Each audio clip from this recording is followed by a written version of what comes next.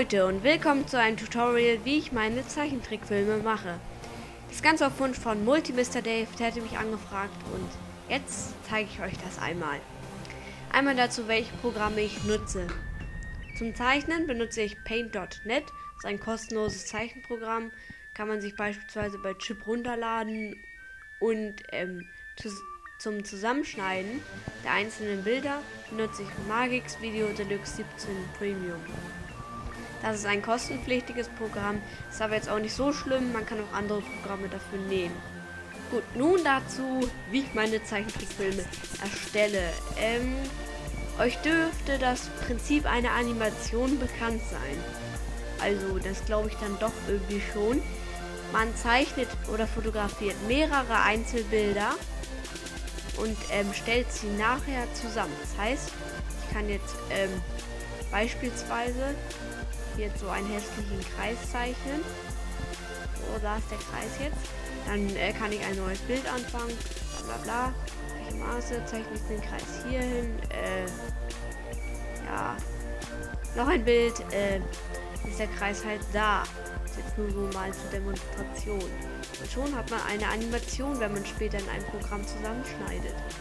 Einen bewegenden Ball. Also das ganz einfache Prinzip dürfte allen bekannt sein. Also ist jetzt auch nicht so mega kompliziert. Was ich heute mit euch gerne machen würde, das ist die Evelyn sinnfreie Sketche Folge 3. Hier ist halt das Skript. Das Ziel ist natürlich immer, wenn man ein Skript vorliegen hat, das Skript verfilmen möchte, das Ziel ist es dabei immer, dass man halt die Emotionen hier ganz gut rüberbringt, die man wirklich haben will.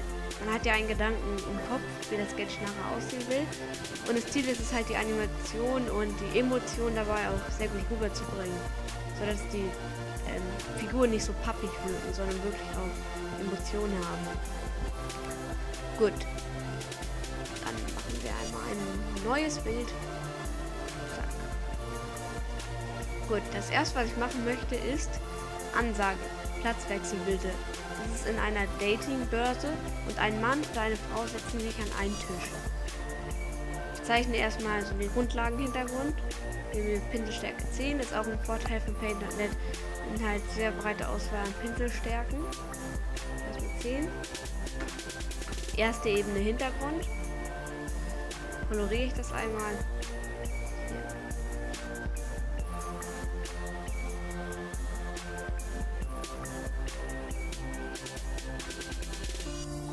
Hier noch andere Tische, Hintergrundtische. Müssen jetzt nicht so schön sein. Das mache ich halt mit diesem Tool. Es geht schneller, als wenn ich das jetzt mit der Maus so zeichne. Ich habe zwar ein Bamboo-Zeichentrick, Zeichentablet, aber das benutze ich im Moment nicht, weil ich noch sehr viel Übung darin brauche und halt noch nicht so gut drin bin, damit zu zeichnen. Das kann ich wirklich jetzt mit der Maus im Moment besser auf Freihand zeichnen.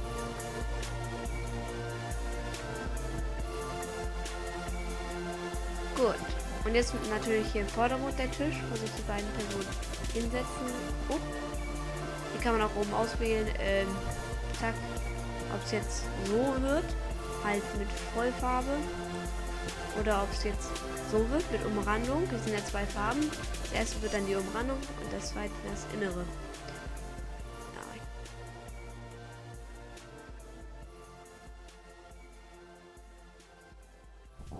So, jetzt haben wir den Tisch gezeichnet. Jetzt wollen wir auch noch Stühle zeichnen.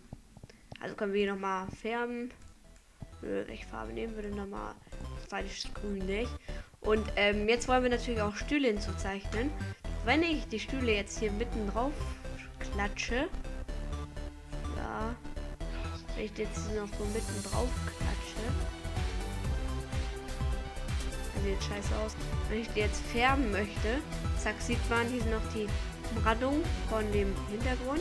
Deswegen mache ich das Ganze wieder weg. Und mache eine neue Ebene auf. Das ist auch ein Vorteil von Paint.net. Deswegen ich jetzt kein Microsoft Paint nehme. Es gibt halt mehrere Ebenen, die man erstellen kann. Und, alles, was hier so im Schachmuster ist, das ist nichts. Also dann kann ich da Wenn ich jetzt die neue Ebene färbe, habe ich jetzt anvisiert, wird alles gefärbt, dann ist es hier grau. Und wenn ich dann radieren würde, zack, kommt das von der ersten Ebene wieder durch. Nochmal wieder weg. Und jetzt zeichne ich den Stuhl natürlich auf einer neuen Ebene, weil es hier ja total aufwendig wäre mit dem Färben.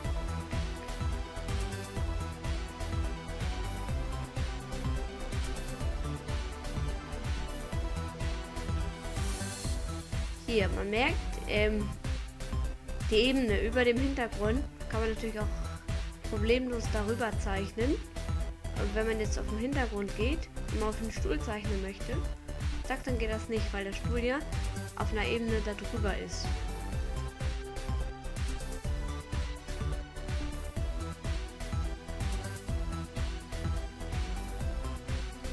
Och, jetzt sieht man, da habe ich es vergessen.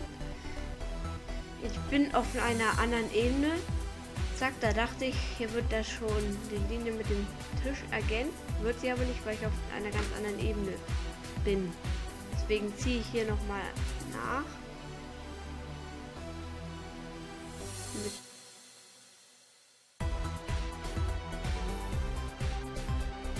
Jetzt haben wir beide Stühle gezeichnet, so dass sich die beiden Personen, die kommen, gegenüber sitzen. Jetzt haben wir schon ganz viele Ebenen aufgemacht.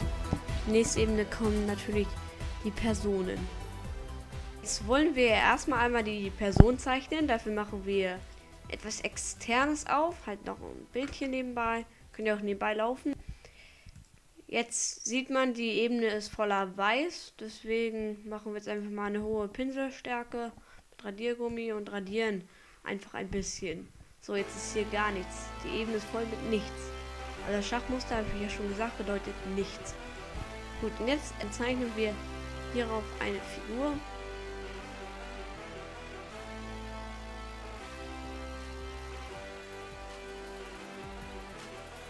Ich zeichne hier immer so nach freie Schnauze. Ich überlege mir vorher nicht, wie ich die Figuren zeichne.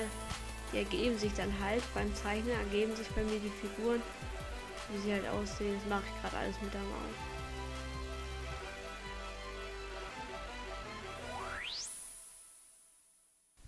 Hier sieht man, ist nicht mehr genug Platz für die Beine. Habe ich jetzt vergessen. Nicht einfach ausschneiden, einfügen und setze sie ein bisschen höher.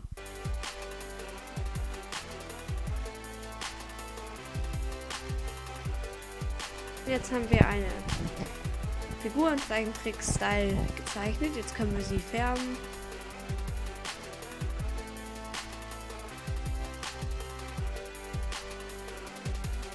Gut, jetzt haben wir die männliche Figur fertig. Zeichnen jetzt die weibliche. Machen das gleiche wie beim Mann. Natürlich erstmal mit Radiergummi alles wegmachen. Schnell, so, habe ich das gemacht. Jetzt zeichnen wir genauso Frau.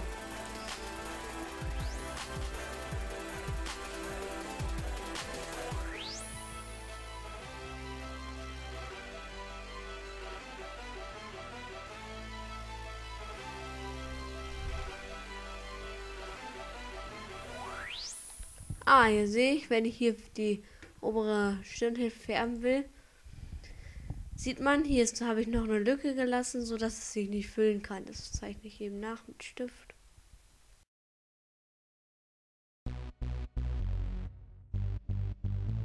So, jetzt haben wir einmal die Frau fertig. Wenn ihr jetzt aus Versehen auf weiß gezeichnet habt, zum Beispiel hier, wenn ihr jetzt die gesamte Figur aus Versehen auf weiß gezeichnet habt und ihr das jetzt in das Hauptbild einfügen wollt, machen wir erstmal kopieren. Wenn ihr das jetzt in die neue Ebene einfügen wollt, sieht das erstmal scheiße aus, denkt ihr, versaut.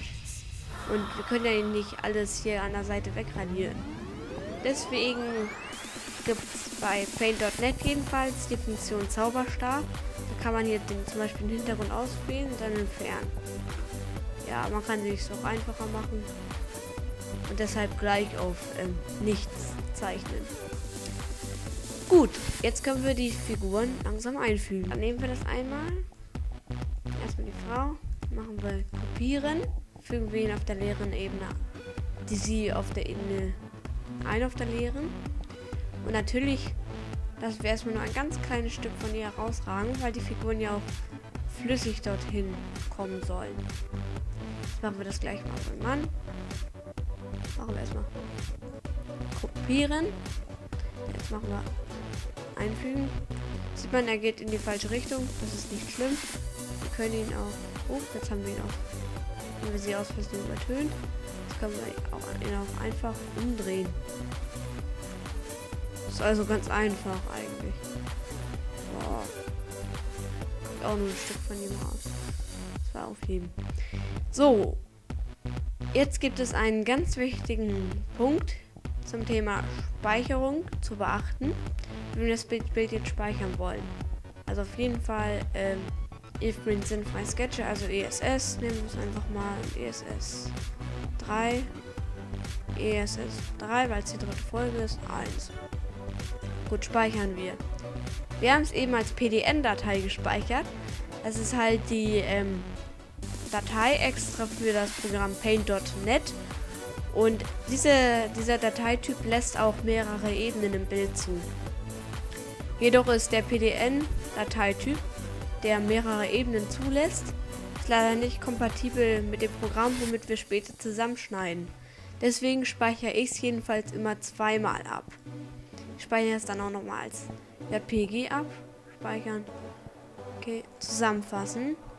Gut, jetzt hat es nur noch eine Ebene. Das ist halt das JPG-Bild, ist kompatibel mit unserem Schnittprogramm, lässt aber leider nur eine Ebene zu. Deswegen nehmen wir das hier, die JPG-Datei, zum Einfügen ins Schnittprogramm und für das geöffnete Dateien.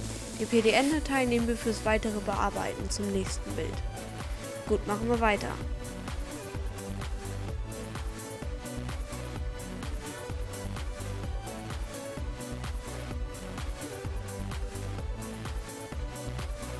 Für jeden, der sich fragt, warum benutze ich nicht ein Programm, wo Ebene und Zeitachse, wie beim Schnittprogramm, in einem Programm sind, das kann ich damit beantworten, dass ich Toon Boom Studio viel zu teuer finde, um es mir jetzt mal eben so zu kaufen, um halt diese beiden Sachen in einem zu haben. Also Toon Boom Studios und ein Link, das Prinzip davon. Und ehrlich gesagt, das ist mir viel zu teuer, genau wie Adobe Flash, das ist mir auch zu teuer dafür. Da denke ich mir, ich lasse es einfach, ich mache es frei mit Paint.net, mit 2 Programmen und Magix Video Deluxe 17. Ist vielleicht aufwendiger, da das andere auch sehr viele Bewegungsfeatures bietet, aber ich mache es halt noch klassisch. Aber falls ich es mir überhole, kann ich davon gerne auch noch mal ein Tutorial machen.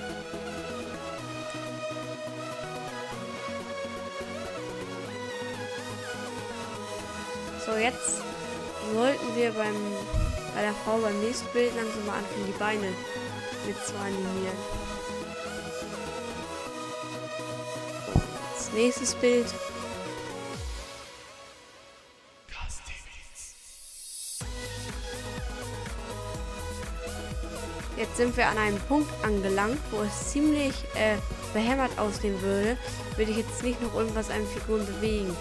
Also ich würde sagen, beim Typen bewege ich jetzt einfach mal die Augen, die Pinselstärke erstmal halb zu. Und bei der Frau bewege ich jetzt erstmal auf jeden Fall die Füße, weil man sieht die hier ganz deutlich im vorherigen Bild. Sieht scheiße aus, wenn die jetzt genauso noch aussehen. Das ist unnötig. Vielleicht auch ein bisschen die Hand. Ich mache hier erstmal ein ganzes Stück weg.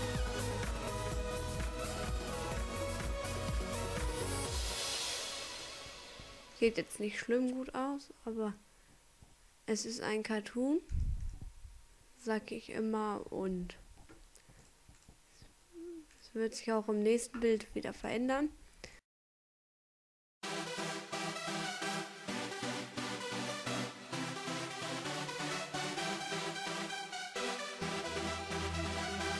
dürfen wir nicht vergessen, hier hatte der Mann die Augen halb zu. Also wird er in diesem Bild die Augen ganz zu haben.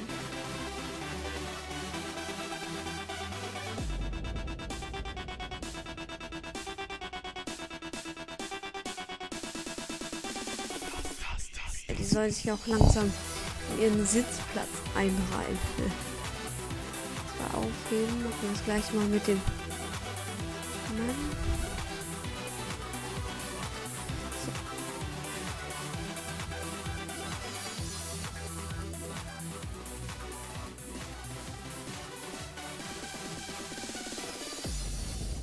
Gut, jetzt wollen wir es gleich insofern weitermachen, dass sich die Figuren hier auch wirklich auf den Tisch bewegen und sich erstmal angucken. Dann kommt die erste Dialogszene, wo die Frau das erstmal nachspricht. Weil die Frau ist ja auch das Erste, die was sagt. Sie sagt ja, hallo, mein Name ist Lara und deiner? Das sagt er als erstes. Deswegen, erst setzen sie sich hin, da kommt eine Dialogszene mit der Frau.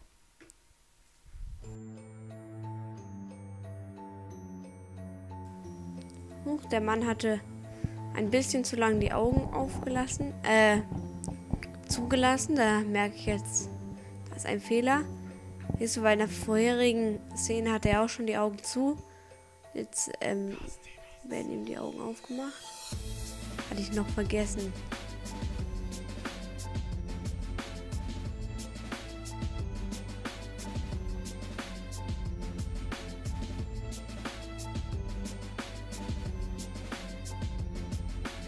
Jetzt wollte ich nochmal die Pupillen der Frau bewegen, damit die nicht andauernd so langweilig auf einem Platz stehen. Um die Figur lebhafter wirken zu lassen. Wenn ihre Augen andauernd abwesend sind, sieht das ja auch irgendwie, ich sag mal, sehr komisch aus.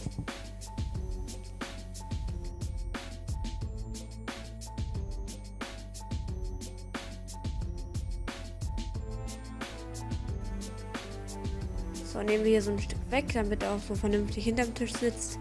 Dann sieht das später schlecht aus.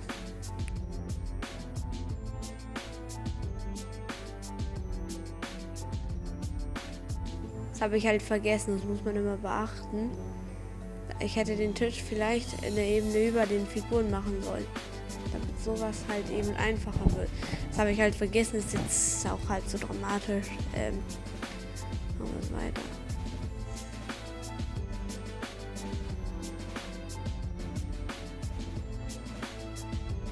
Bewegen wir ihm nochmal seine Augen. Sieht auch besser aus, habe ich ja gesagt.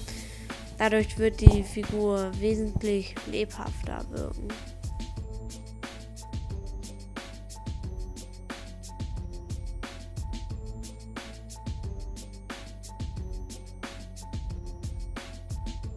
So, jetzt machen wir nochmal in der Szene, wo sie sitzen. Machen wir das Ganze nochmal mit Augen. Halt mit Blinzeln. Das macht es einfach realistischer, weil hier noch so ein kurzer Moment zur nächsten Szene soll da noch überbleiben, wo sie da kurz sitzen und vielleicht mal blinzeln. Sieht auch natürlich aus dann.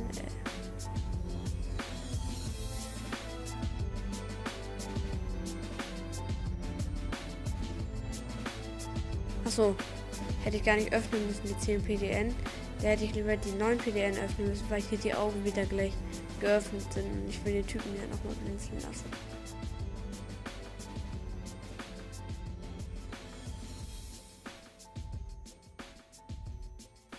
Gut. Jetzt können wir die 12 Bilder, das ist eine Szene, die ich bisher habe, können wir jetzt mal zusammenschneiden. So, jetzt wollen wir einmal die 12 Einzelbilder, die wir bisher haben, in unserem Schnittprogramm zusammenschneiden. Also die erste Szene. Haben wir bei importierte Medien, bei Magix Video Deluxe 17 erstmal die Einzelbilder. Halt, wenn man Doppelklick drauf macht, werden sie in Standardbildlänge, die ich halt eingestellt habe, die Zeitachse eingefügt. Das war falsch. 6, 7, 8, 9, 10, 11 und 12. Gut, das sieht dann erstmal so aus. Sieht gar nicht mal so schlecht aus. Und man sieht, an diesem Punkt sind wir bei 1 Sekunde angelangt. Da sind wir bei Anfang des 9. Bildes. Das heißt, die Animation hat so 8 bis 9 Bilder pro Sekunde. Halt 8 bis 9 Frames pro Sekunde. Jetzt könnte man auch, hätte ich auch machen können, unsere Animation ist bei Bild 12, die erste Szene, hätte ich auch bis Bild 20 weiterzeichnen können, das alles in einer Sekunde unterbringen können. Dann hätten wir 20 Frames pro Sekunde. Das wäre eine extrem schnelle und hektische Animation. Aber würde ich die in diesem Stil weiterzeichnen, würde sie ziemlich behämmert aussehen. Das liegt daran, dass die Menschen sich auch ein ganzes Stück bewegen. Bei meinen Einzelbildern würde man das einfach nur noch schnell abspielen, dann würden sie einfach nur unrealistisch da rumtollen. Und das heißt, wenn ich jetzt 20 Frames pro Sekunde weiter mit diesem Bewegungsstil einbauen würde, würden sie ganz schnell zack auf ihren Plätzen sitzen und das sähe schon ziemlich mies aus. Deshalb müsste man die Figuren, wenn man 20 Frames pro Sekunde zum Beispiel machen möchte, immer nur so ein ganz, ganz kleines Stück wieder nach vorne bewegen, damit die Animation realistisch bleibt und auch nicht hektisch wird. Dabei gilt, je mehr Frames in einer Sekunde untergebracht werden, desto flüssiger und desto schneller wird die Animation. Aber diese Framerate reicht völlig für unseren Cartoon. Weiter geht's. Wir wollten jetzt einmal die nächste Szene animieren, halt die Szene, nachdem sich die Menschen hier hingesetzt haben. Und das soll halt die Szene sein, wo die Frau den Mann anguckt und fragt: Hallo, mein Name ist Lara und deiner? Soll dabei auch so einen ganz romantischen Blick haben. Deswegen denke ich, wir machen natürlich erstmal den Hintergrund. Das ist einmal natürlich die Tischkante, die Stärke, wo ich sie nehme.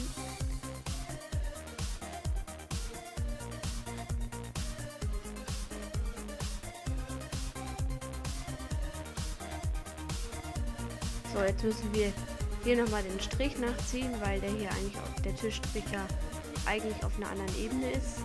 Sonst füllt sich das nachher nicht. So.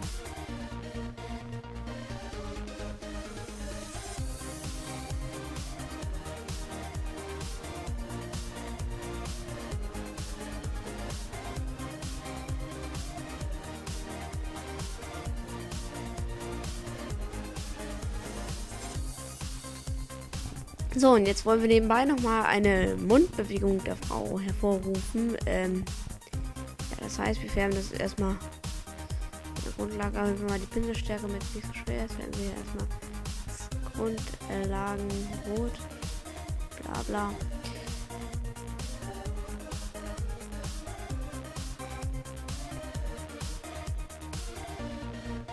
Jetzt wollte ich noch einmal sagen, bei jedem Dialog, den ich mache, benutze ich so, mache ich so 5 oder 6 Mundbewegungen plus 2 Blinzelbilder, wo ich halt erst, wo es so halb unten ist, dann wo es ganz unten ist. Das heißt 5 bis 6 Mundbewegungen plus 2 Blinzelbilder nehme ich immer für jeden Dialog. Halt 5 bis 6 Bilder, die ich dabei verwende. Mundbewegung, die spiele ich dann immer wieder hintereinander ab. Und dann spricht die ganze Zeit immer weiter. Ja, damit es auch abwechslungsreich wird. Würde man nämlich immer nur 2 sehen, das würde irgendwann ziemlich scheiße aussehen. Sage ich jetzt einfach mal. Und deswegen ist es halt besser mit, also je mehr Mundbewegung man hat, desto besser wird natürlich auch der Dialog der Zeichentrickfigur.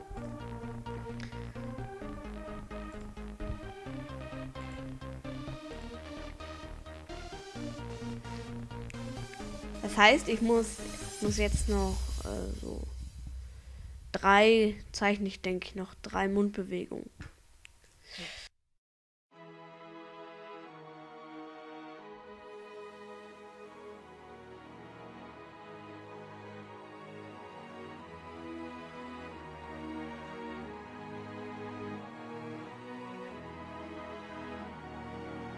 So, jetzt haben wir insgesamt 20 Einzelbilder gezeichnet mit der ersten Szene zusammen. Damit haben wir auch genug Mundbewegungen, damit der Dialog flüssig aussieht.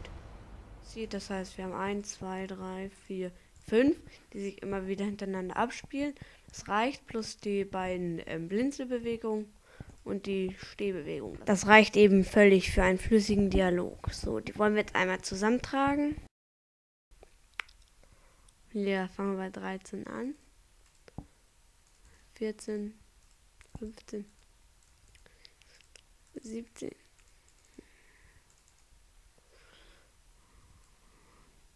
Jetzt können wir bei 20 weitermachen. Und ich denke, jetzt machen wir nochmal von 20 rückwärts, damit es auch abwechslungsreich aussieht. 17, 16, 17, 18, dann nochmal 16, dann 15. Ups, ne, 15, das war fehlerhaft. Wir müssen vorher nochmal 14, dann 15, 16, 17, 18, 19, 20. Dann können wir es nochmal blinzeln lassen. 18, 19, 20. So, das geht relativ schnell. So. Das unterspricht sofort zuerst. Das dürfte reichen für den Satz: Hallo, mein Name ist Lara und deiner. Das dürfte also völlig reichen dafür. Hier. Gut, und jetzt würde ich die Sounds mit Audacity aufnehmen. Ja, das ist auch ein kostenloses Programm. Das ist vielleicht nicht das professionellste, aber damit nehme ich halt meine Synchronsachen auf, die ich später hierfür brauche. Eigentlich nehme ich erst die Stimmen auf für den Film. Und dann schneide ich die Mundbewegung darüber, weil ich weiß ja vorher nicht, wie viele Mundbewegungen ich für den Satz brauche. Müsste man ja dann abschätzen. Also normalerweise nehme ich erst die Synchronstimme auf, packe sie auf die Zeitachse und dann gucke ich, wie viele Mundbewegungen ich brauche. Gut, das waren erstmal so die Grundlagen. Das hier wird die Folge Eve Green Sinnfrei Sketche Folge 3. Und ich hoffe, euch hat das Tutorial gefallen. Das ist mein erstes Tutorial, also vielleicht ist es noch nicht ganz so gut, aber wenn ihr noch irgendwas wissen wollt, ich kann auch nochmal Einzeltutorials machen, wie ich bestimmte Sachen animiere oder wie man nochmal, ich kann auch euch nochmal zeigen, wie man den Mann hier weiter animiert, wie er weiter spricht mit seinem nervösen Blick. Ja, und eigentlich ist das Wichtigste beim Cartoonfilm, du brauchst die Idee. Die Animation und so ist zwar auch sehr wichtig, aber wenn du eine Idee hast, gelingt es dir meistens, sie auch vernünftig umzusetzen. Gut. Und ja, danke nochmal für 100 Abonnenten. Ein Special wird jetzt folgen. Und ja, ich hoffe natürlich, euch hat das Tutorial gefallen. Schreibt Kommentare, bewertet es. Und ja, ciao, bis zum nächsten Mal.